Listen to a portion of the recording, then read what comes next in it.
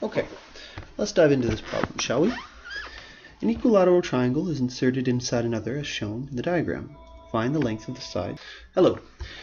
In this video we're going to work through this problem here. So, an equilateral triangle is inserted inside another as shown in the diagram. Find the length of the side of the small or equilateral triangle. So first thing that jumps out at me with this problem is the fact that they tell you we're working with equilateral triangles. Now of course you could work this out on your own using some logic. You could see that the sides of this larger triangle are all equal, therefore it's an equilateral, and you could rationalize that the inside one is an equilateral triangle as well. However, it's nice that they tell you. So the bigger idea here is we always want to keep an eye out for special types of triangles, equilateral, isosceles, right, because often if you recognize that you're working with a specific type of triangle, you can employ some tricks. So now that I'm going to work through this problem, I'm going to actually label this triangle to help me out here. A, B, C, and let's call this triangle D, E, F.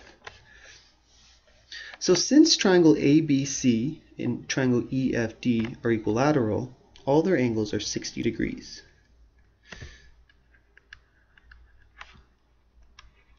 And we know that EF is equal to FD, which is equal to ED.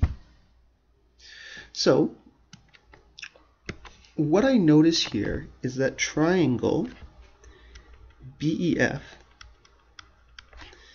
is a side angle side case. And this specific case works very well with cosine law. So if we see a side angle side case, we think cosine law.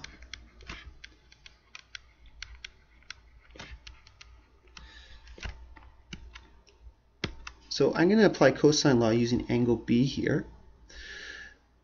So I'm interested in finding length EF. So I can write this out.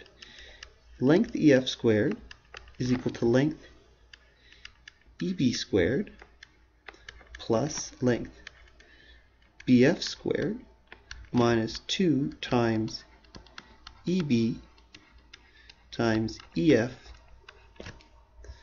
cos of angle B. I do recommend taking a second and writing it out when you're learning this concept, because by writing it out, it's going to help you memorize it. So now this is simply a process of substitution. So EB is 8, so we have 8 squared. BF is 5 squared minus 2 times 8 times 5 cos of 60 degrees. Now, what people typically do at this point is they get their calculator out and they'll work out this part and write it down, and they'll work out this part and write it down, which will work, and then you can take the square root of that. However, we want to develop good calculator techniques, and what you should be able to do in this problem is type in this entire line in one step. So I'm actually going to get my calculator and type this in one long step. So just pull this over here. You see we have, first thing I want to do is let's make sure that I'm in degrees mode. So I know that sine of 30 is 1/2, so sine of 30. So notice I don't get 1/2, so that means my calculator mode is radians. Remember, radians are just a different way of measuring an angle.